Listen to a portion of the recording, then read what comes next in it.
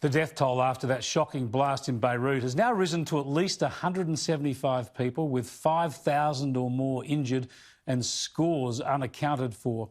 Investigations are already underway to find out why or how 2,750 tonnes of ammonium nitrate could be stored in a warehouse so close to the city.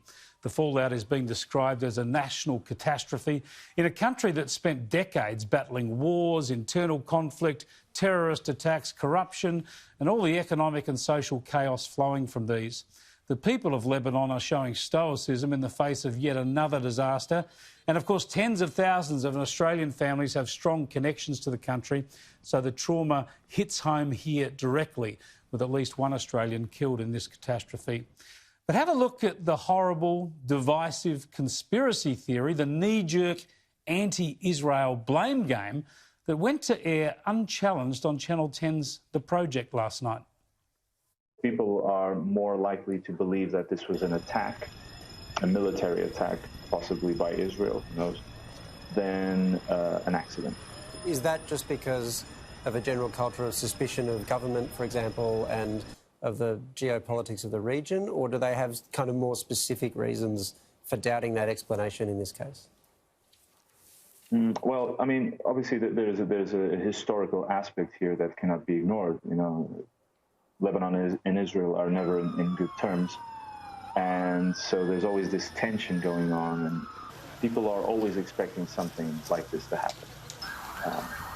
So it's just a matter of time. But, I mean, like you said, the official version is it was an accident. So until proven otherwise, I can't say anything else. Well, Joe, we'll leave it there, but we really appreciate your time tonight and stay safe. Thank you so much. What that city's been through. It's incredible. We're off to a break. No evidence proffered, no qualification or distancing by the project's host, just a divisive, baseless, anti-Israel conspiracy theory floated not on the dark web, not by some extreme right or extreme left anti-Israel group, but by a mainstream commercial television program. Even Hezbollah hasn't tried to blame Israel. This is the ugly sort of blame shifting that fuels anti-Semitism and fuels hatreds in the Middle East. Television hosts and producers, if they're going to cover serious issues, really ought to do better than this. There have been some complaints to Channel 10 today, and apparently they have pulled down the video but refused to apologise. I want to go to former Labor MP for the seat of Melbourne Ports in Melbourne, Michael Danby. Thanks for joining us, Michael. I wanted to go back to the issue I just referred to, and that is the way the project allowed a photographer from Beirut just to float this theory that that terrible explosion in Beirut was an attack from Israel. There's no evidence to support this, is there? There's no evidence to support that, and anyone who's an observer of Lebanon, even the biggest apologists for that country, would say that it's economically bankrupt, broken down, riven by factions. The rubbish isn't being collected in the street.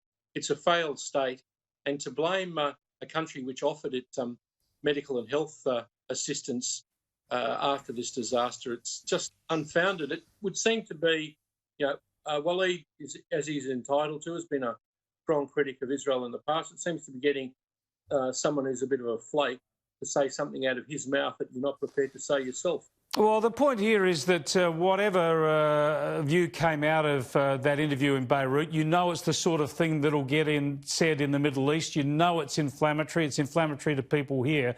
I just think the point is in the media that if someone says that, you ought to actually point out there's no basis in fact. And as I mentioned, not even Hezbollah has tried to blame Israel. Well, why wouldn't you get someone who's solidly grounded in the Middle East rather than some Brazilian photographer? Young people are confused about sources of information. I mean, Waleed's not helping. Are you concerned about the implications for the Israeli community here and abroad? No, I think no one believes that kind of conspiracy. I don't think people here are going to be in fear of their lives because of it. But it does indicate that, look at the countries around Israel. The poor Lebanon used to be the Paris of the Middle East.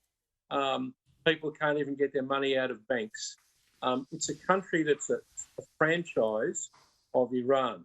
And if you allow your parliament to be dominated, as the Christian president Michel Aoun of Lebanon has allowed himself to be in alliance with Hezbollah, massive an problem. Iranian franchise organisation, terrorist organisation, then you're going to have these kind of states.